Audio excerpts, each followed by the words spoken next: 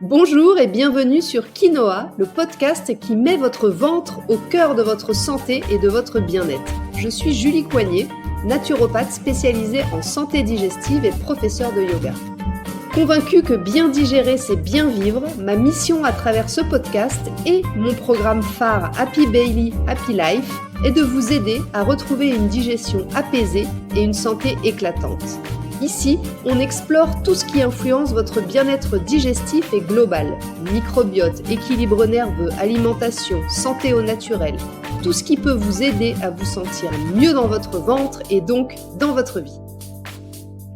Aujourd'hui, on va parler de cette période si particulière de l'année, le passage, l'entrée dans l'automne.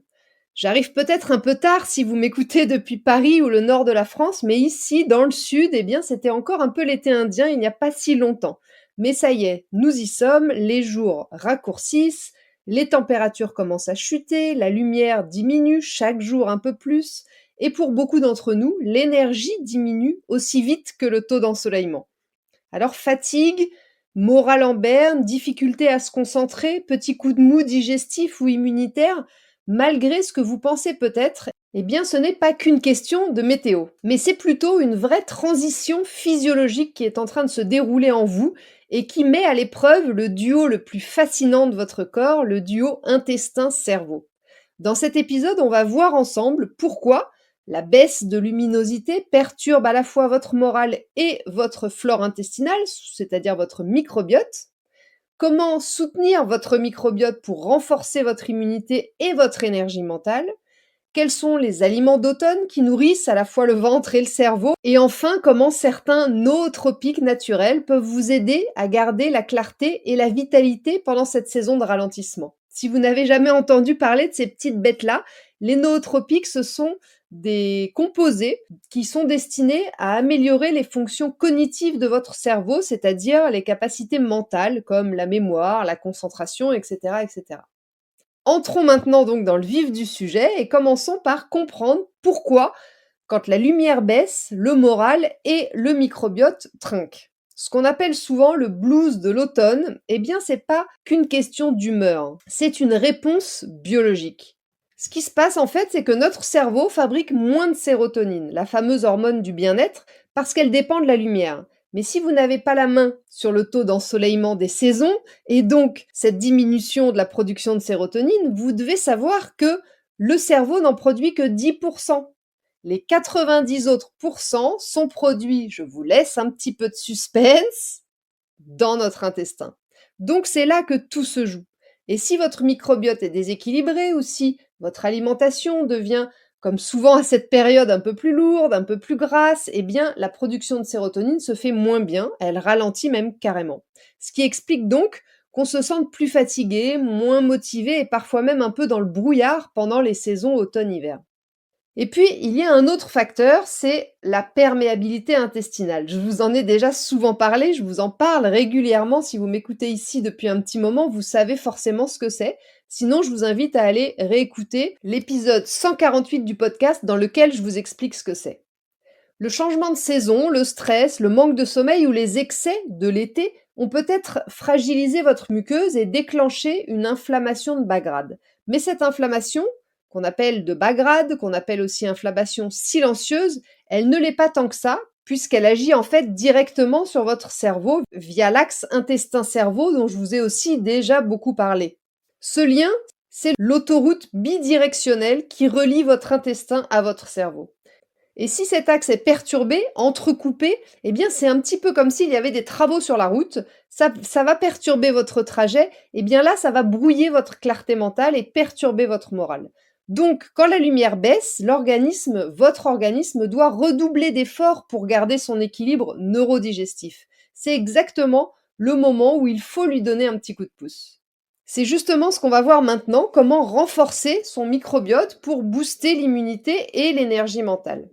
En cette saison donc automnale, vous lisez et vous entendez sûrement un peu partout qu'il faut stimuler votre immunité. Mais en réalité, il faut surtout, ou plutôt, je dirais, la moduler, l'harmoniser. Parce que la stimuler ou l'exciter, eh bien, ça risque de l'épuiser pour rien, particulièrement Si vous avez une maladie auto-immune, ça veut dire que votre système immunitaire est déjà super excité et stimulé jusqu'à s'en prendre à vos propres cellules, donc n'allez pas l'exciter encore plus. Mais même pour toutes les autres personnes, exciter le système immunitaire, stimuler, c'est rarement une bonne idée. Ce qui est plus intéressant à faire, c'est de la soutenir, cette immunité, de la renforcer pour l'aider à être plus forte. Il faut voir en fait votre système immunitaire comme votre petite armée intérieure. Eh bien, vous n'allez pas faire bosser vos soldats pour rien. Ça, c'est ce que vous feriez en stimulant l'immunité. Par contre, vous allez les entraîner, les renforcer pour leur donner les moyens de réagir lorsque ce sera nécessaire. Je suis sûre que ça vous parle beaucoup plus maintenant ce que je viens de dire. Et figurez-vous que 70% de votre immunité se trouve, tadadadam, encore une fois, dans votre intestin. Et oui, encore lui. Et qui se trouve dans votre cher intestin? Eh bien, votre microbiote. Un microbiote qui agit comme un centre de commandement général, qui forme une barrière contre les virus, qui régule les réactions inflammatoires et qui envoie des signaux constants, permanents à votre cerveau via cet axe intestin-cerveau pour ajuster votre humeur et votre niveau d'énergie. Et ce microbiote, quand il est déséquilibré, pour plein de raisons, hein, après peut-être un été qui a été très riche en apéros, glace, repas rapides, ou après une rentrée tonitruante, pleine de stress, de surcharge mentale, eh bien, ce microbiote, quelles que soient les raisons, il fonctionne tout simplement moins bien quand il est déséquilibré. Résultat, vous subissez, vous souffrez de ballonnement, vous avez une baisse d'énergie, un moral plus bas et une immunité plus fragile. Alors pour remettre votre microbiote d'aplomb, eh bien vous pouvez agir sur 3 axes assez simples. Premièrement, alléger votre digestion. Arrêtez de manger trop gras, trop lourd, trop riche. Allez plutôt vers des bouillons d'os, des soupes, des repas mijotés et surtout moins de crudité, c'est beaucoup moins la saison maintenant. Deuxièmement, en nourrissant votre flore intestinale, votre microbiote grâce aux fibres douces et aux prébiotiques à mesurer et à adapter selon votre cas. Allez-y en toute petite quantité si vous avez le ventre vraiment très perturbé. Je pense par exemple aux poireaux, topinambours, aux pommes cuites, aux courges, aux oignons doux.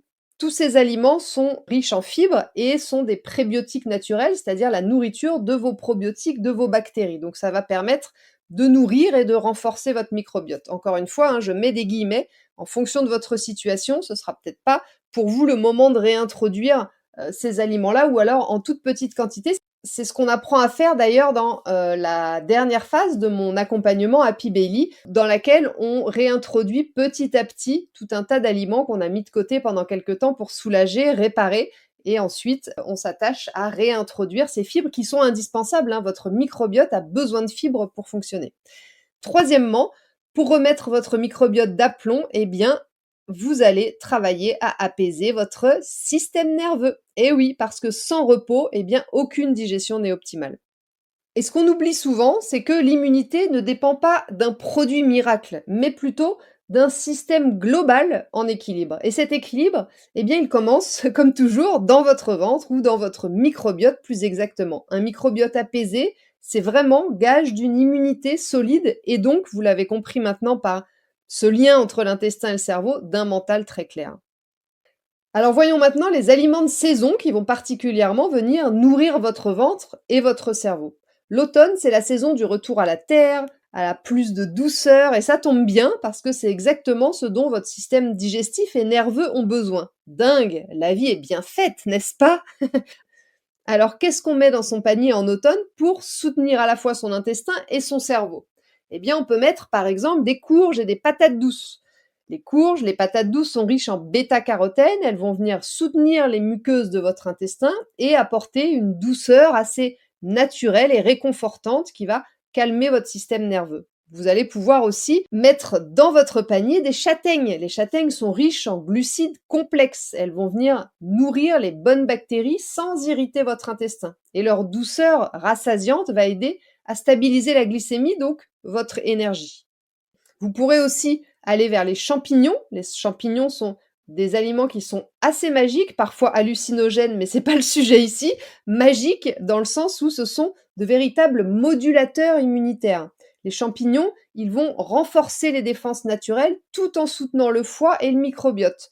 Vous avez par exemple les pleurotes ou les shiitakes qui sont parfaits en poêlé et sinon tout un tas d'autres, champignons dont j'avais parlé dans un épisode sur la mycothérapie qui est la thérapie par les champignons, il y a quelque temps. Je vous invite à aller jeter un petit coup d'œil si ce sujet attise votre curiosité, c'est l'épisode 89.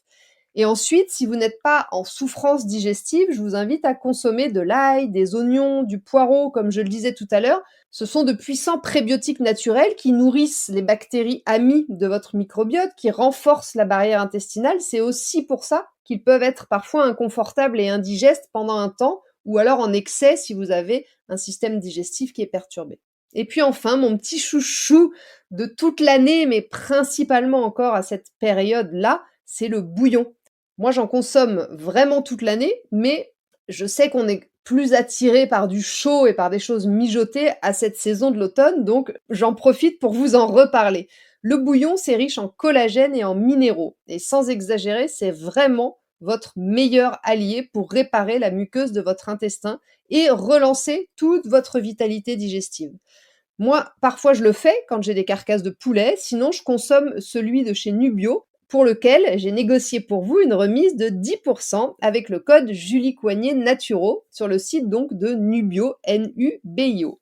Et puis bien sûr, on n'oublie pas les épices anti-inflammatoires dont on peut user, voire même abuser, comme le curcuma, le gingembre ou la cannelle qui stimulent la digestion tout en venant apaiser le feu intérieur. C'est pas pour rien que toutes ces épices sont beaucoup plus valorisées et associées même dans notre esprit à ces périodes automnales.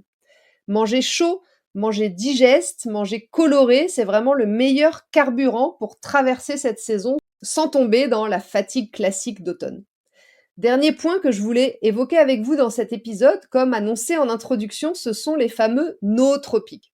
Parce qu'on parle souvent de ce qu'on met dans l'assiette, mais il y a aussi des micronutriments et des plantes adaptogènes qui peuvent vraiment vous aider à soutenir cette fameuse connexion dont je parle depuis le début entre l'intestin et le cerveau. Et c'est justement à ce niveau-là qu'entrent en jeu les nootropiques, ces compléments naturels qui vont venir améliorer votre clarté mentale, vous aider à être plus concentré. Ça va aussi améliorer votre résistance au stress et tout ça sans stimuler artificiellement. Ceux que j'aime particulièrement sont chez NutriPure, ce labo dont je vous parle souvent, qui a une approche vraiment très propre, efficace et transparente avec des synergies super bien pensées. Par exemple, ici, dans leur complexe NoTroPure, il y a entre autres de la L-tyrosine qui va venir soutenir la dopamine, donc la motivation, l'élan, la clarté, aider aussi à la concentration.